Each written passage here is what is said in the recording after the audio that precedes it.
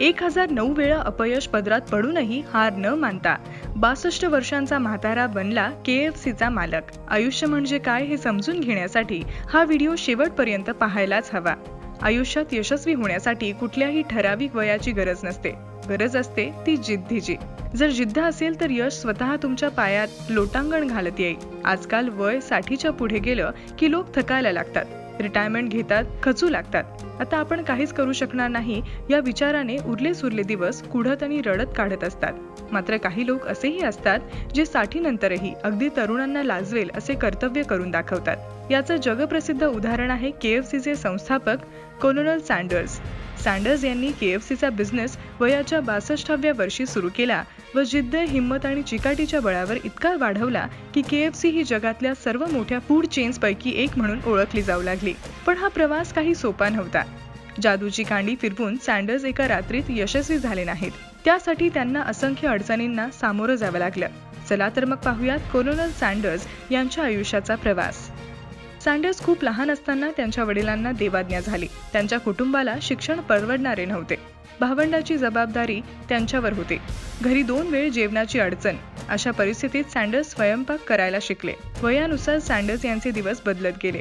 आयुष्याच्या प्रवासात त्यांनी सेल्समॅन, टायर विकणे, फेरी बोट चालवणे, रेल्वेचे वाफेचे इंजिन चालवणे अशी अनेक कामं केली. पण या कामांमध्ये त्यांना यश मिळत नव्हतं. पत्नीही त्यांना सोडून निघून गेली. एक बिझनेस चालू केला, तोही ठप्प झाला. म्हातारपणापर्यंत ते एकटे होते आणि खूप वेळा अपयशी झाले होते. पण अपयशातून त्यांना मिळाली होती शिकवण आणि अनुभव. शेवटी चिकनच्या एका परफेक्ट पाककृतीसाठी ते वर्षानुवर्षे झटले आणि 1939 मध्ये त्यांना ती परफेक्ट पाककृती मिळाली. पुढे त्यांना ती चव प्रत्येक घरात आणि घरातल्या प्रत्येकाच्या जिभेवर नाचवायची होती. याच निश्चयासह सुरू झाला सँडर्स यांच्या KFCचा प्रवास.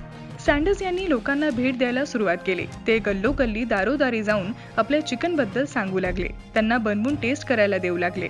हॉटेल्स, रेस्टॉरंट्स सर्वांना भेट देऊन सांगू लागले की माझं चिकन खाऊन बघा आणि आवडलं तर तुमच्या हॉटेल्समध्ये ते विका. पण लोकांचा काही प्रतिसाद मिळाला नाही. 1009 वेळा लोकांनी त्यांना व त्यांच्या डिशला नाकारलं. ते म्हणतात ना, अपयश ही यशाची पहिली पायरी असते. तसेच काहीसे सँडर्स सोबत घडत होते. पण ते प्रयत्न करीत राहिले आणि शेवटी त्यांनी दुसऱ्या यशाच्या पायरीवर पाऊल ठेवलंच. पेट हार्मन नामक हॉटेल मालकाने सँडर्स यांना सकारात्मक प्रतिसाद दिला. सँडर्सने त्यांच्याशी भागीदारी केली आणि त्यांच्या स्पेशल चिकनला केंटकी फ्राईड चिकन असे नाव दिले, ज्याला आज आपण KFC नावाने ओळखतो. यानंतर सँडर्स कधीच थांबले नाही. मेहनतीने आणि जिद्दीने अहोरात्र काम करून 1964 सालापर्यंत अमेरिकेतील 600 पेक्षा अधिक भागीदार मिळवले, ज्यांच्या हॉटेल्समध्ये केंटकी फ्राईड चिकन विकले जात होते. पुढील 10 वर्षात सँडर्स इतके लोकप्रिय झाले की ते जगातले दुसऱ्या क्रमांकाचे लोकप्रिय सेलिब्रिटी म्हणून ओळखले जाऊ लागले. हळूहळू सँडर्स यांना जाणवलं की KFC जगभरात लोकप्रिय होत आहे आणि यावर आता आणखीन मेहनतीने आणि जोमाने काम करण्याची आवश्यकता आहे. या हेतूने KFCला एक सक्षम भविष्य देण्यासाठी त्यांनी 1965 साली त्यांच्या कॅनडामधील रेस्टॉरंट व्यतिरिक्त कंपनीचे सर्व हक्क $2 मिलियन विकले. पण कहाणी इथेच संपली नाही. कंपनी विकण्याआधी त्यांनी असा करार केला की सँडर्स कायम KFCचे ब्रँड अँबॅसेडर राहतील आणि या बदल्यात त्यांना $75,000 इतकी रॉयल्टी आयुष्यभर मिळत राहील. म्हणूनच आज प्रत्येक KFCच्या ब्रँचवर आपल्याला सँडर्स यांची छवी पाहायला मिळते. आज जगाच्या पाठीवर असा एकही देश नसेल जिथे KFC अर्थात केंटकी फ्राईड चिकन मिळत नाही. एक 62 वर्षांचा म्हातारा शेवटपर्यंत लढत राहिला आणि यशस्वी झाला. मित्रांनो, आयुष्यात कधीही तुम्ही खचलात तर एकदा सँडर्स यांचा हा प्रवास आठवा. जर कोलोनल सँडर्स म्हातारा 1009 वेळा आलेलं अपयश पचवून यशस्वी होऊ शकतो तर तुम्ही का नाही? खेळ, मनोरंजन आणि देशभरातील महत्त्वपूर्ण बातम्या आणि माहितीपूर्ण व्हिडिओ पाहण्यासाठी प्राईम मराठीला सबस्क्राईब करा. व्हिडिओ आवडल्यास लाईक करा, मित्रांसोबत शेअर करा आणि आपली प्रतिक्रिया कमेंटद्वारे अवश्य कळवा. पाहत रहा प्राईम मराठी.